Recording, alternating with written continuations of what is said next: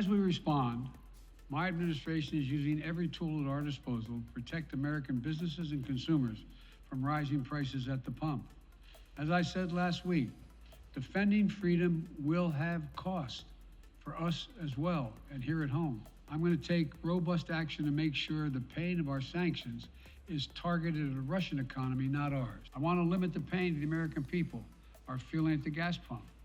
This is critical to me.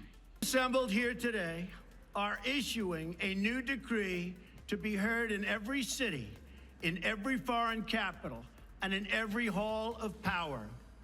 From this day forward, a new vision will govern our land. From this day forward, it's going to be only America first. America first. Russia would pay a severe price if they use chemical weapons. At a heated UN Security Council meeting, Russia accused the U.S. and Ukraine of preparing to use chemical and biological weapons.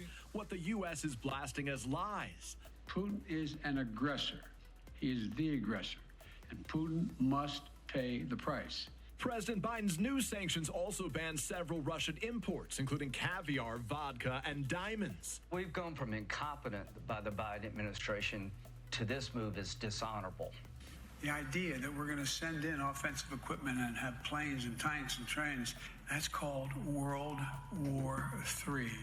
So, of course, the Democrats, they don't want to take blame for anything. Drive down the road, see a gas pump, and guess what? That price is a lot higher than it was last week, a month ago, a year ago, a couple years ago, and they don't want to take blame. They're saying that it's the U.S. oil company's fault and they're the ones who are setting these high gas prices. It's not them. Then you look at the Republicans. They're saying this goes back to when President Joe Biden, his first few months in office, this is his fault. You can look at the Democrats, you can look at the Republicans, but I say they're both to blame because they have a job to do, and it's to take care of the American people, and they have to put America first.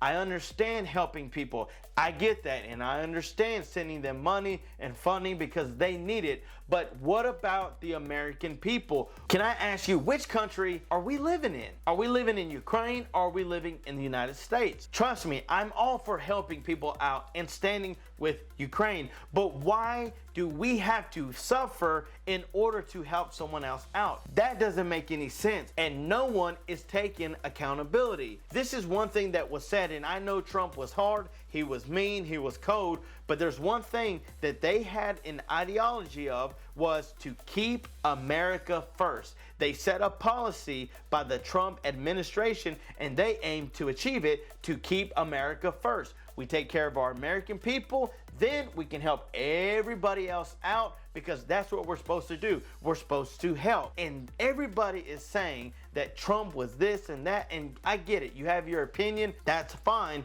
but no one can say that he did not keep America first. He did. But you tell me this, how many of you that voted for Biden can say that he's keeping America first? Because you look at his vice president, you look at him himself, and it doesn't look like America's first. They're saying that Joe Biden turned off the spigots in the United States when he became president. He came back and said, that's not true. My administration or policies are holding back domestic energy production. That's simply not true.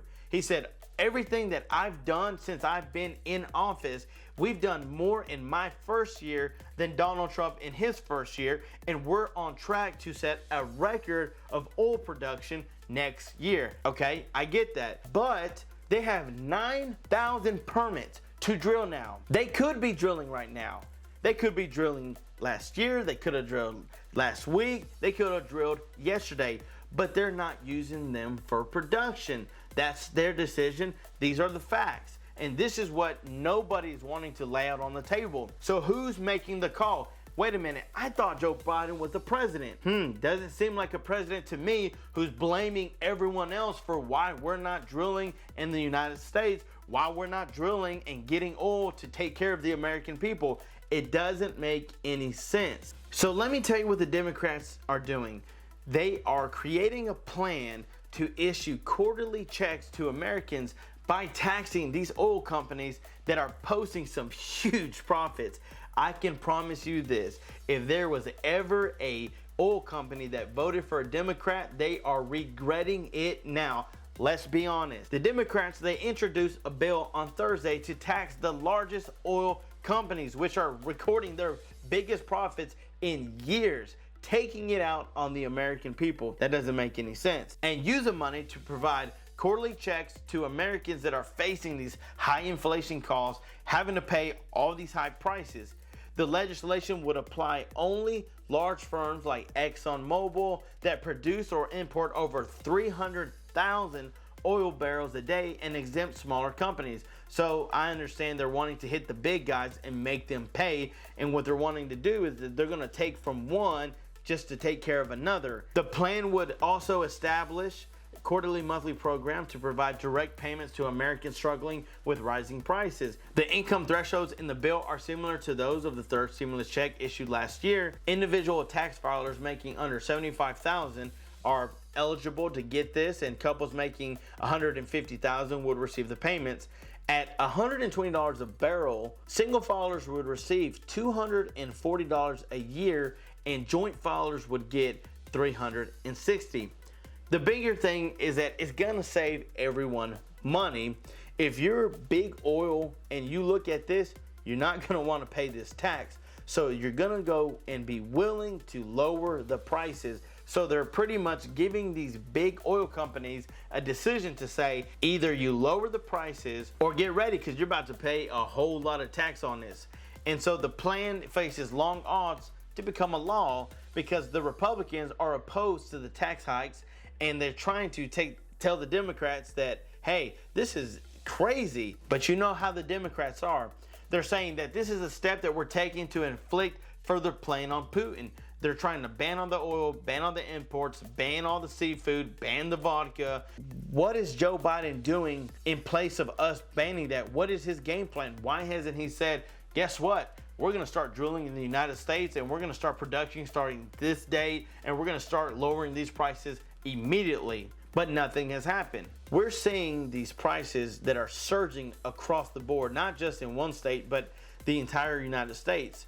And it's not just when we refill our gas tanks, but the Bureau of Labor Statistics released a report Thursday showing prices rose 7.9% compared with a year ago for the following: furniture, chicken, new cars, and steak. Inflation accelerated to its fastest pace in 4 decades. This is all because of the Biden administration. Democrats are eyeing ways to cut costs for families by establishing affordable childcare, prescription drug costs, among other new domestic programs. Yet the bulk of their economic agenda is stalled because of the resistance from Republicans and Manchin, a Democrat holdout.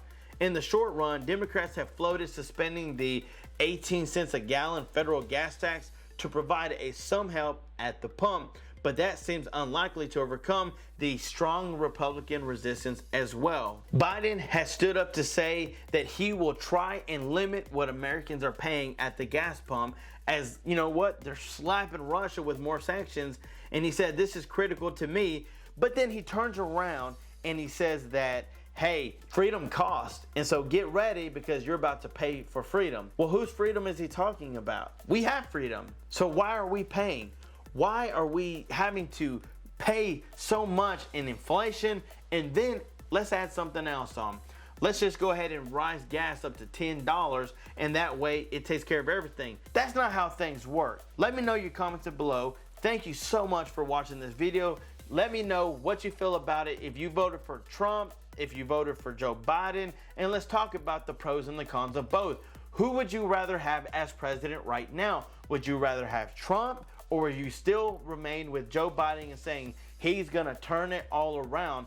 But I will say this, I've seen more posts saying that he has hurt our country in the short time that he's been there, that there's no way we can let him continue to go this in another term because it will get worse. But of course, everybody has their own opinion. On this channel, we don't choose sides, but I'm curious to see what you guys have to say. Remember, stay clean, keep the comments clean, guys. We can voice our opinions and we can talk about it, but please stay clean, okay? Thank you guys so much for watching. Thank you for all that you guys do for supporting this channel. Stay tuned for more videos to come. Until next time, I'm John Muro. Peace.